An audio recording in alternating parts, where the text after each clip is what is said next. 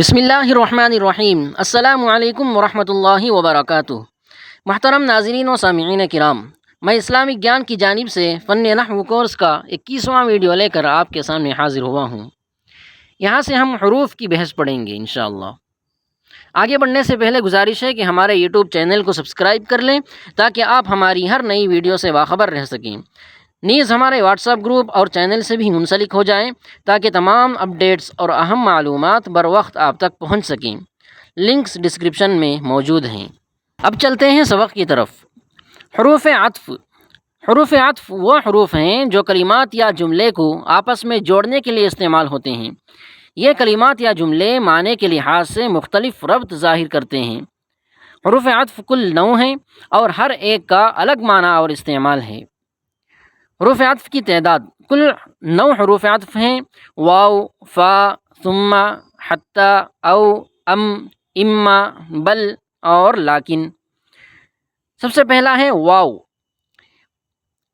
معنی اس کا کیا ہے؟ محض جمع کرنے کے لیے، یعنی ترتیب کا کوئی لحاظ نہیں ہوتا، یعنی دونوں کو حکم میں جمع کرنے کے لیے واو کا استعمال ہوتا ہے۔ مثال ہے جاء زید و عمر، زید اور عمر آئے۔ یہاں زید اور عمر کے آنے میں ترتیب کا کوئی لحاظ نہیں، دونوں کا ذکر برابر طور پر کیا جا رہا ہے، یعنی پہلے کون بعد میں کون آیا اس کا کوئی لحاظ نہیں رکھا جاتا، محض حکم آنے کے حکم میں دونوں شامل ہیں، اس بات کو بتلانے کے لیے واو استعمال ہوتا ہے۔ دوسرا حرف ہے فا۔ اس کے معنی کیا ہیں؟ یہ فوری ترتیب، یعنی پہلا عمل ہونے کے فوراً بعد دوسرا عمل ہوا، اس بات کو بتلانے کے لیے آتا ہے۔ مثال ہے جاء زید فعمر، زید آیا پھر فوراً عمر آیا۔ اس مثال میں زید کے آنے کے فوراً بعد عمر کا آنا بتایا گیا ہے۔ تیسرا ہے ثم۔ اس کے معنی کیا ہے؟ ترتیب کے ساتھ وقفہ، یعنی پہلے عمل کے بعد دوسرے عمل میں کچھ وقفہ ہو، اس بات کو بتلانے کے لیے ثم آتا ہے۔ مثال ہے جاء زید ثم عمر، زید آیا پھر کچھ دیر بعد عمر آیا۔ یہاں زید کے آنے کے بعد کچھ وقفہ ہے، پھر عمر آیا۔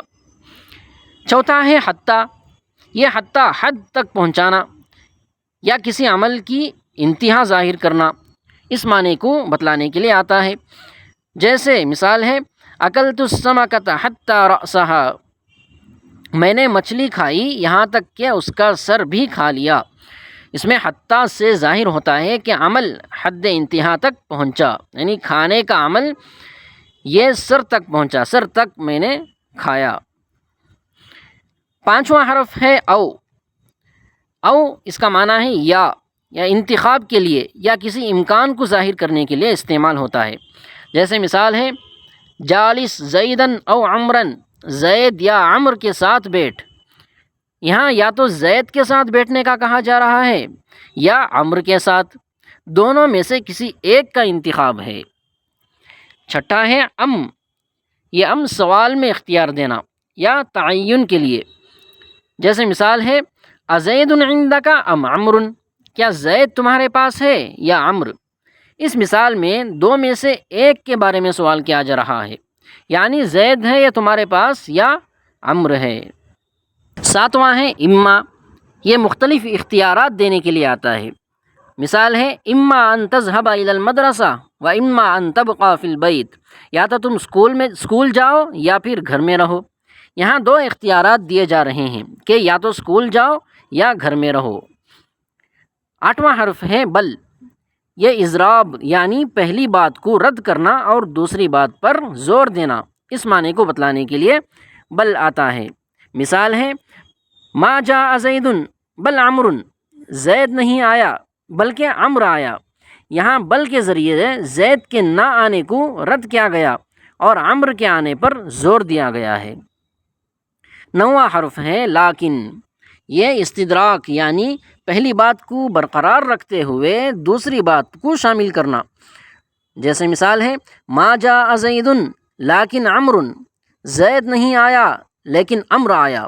یہاں زید کے نہ آنے کو برقرار رکھا گیا لیکن اس کے باوجود عمر کے آنے کی بات کہی گئی۔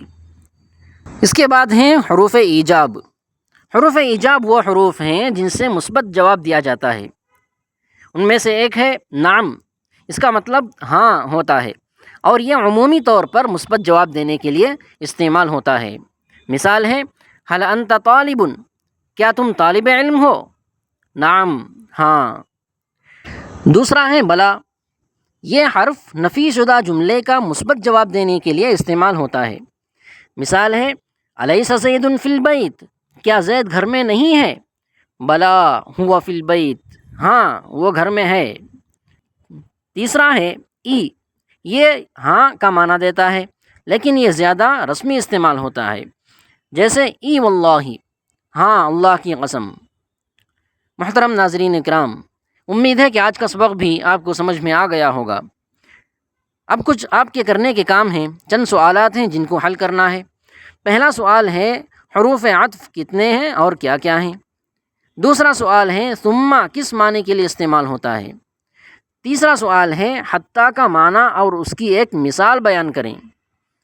چوتھا سوال ہے حروف ایجاب کتنے اور کیا کیا ہیں؟ پانچواں سوال ہے بلا کہاں استعمال ہوتا ہے اور کیا معنی دیتا ہے؟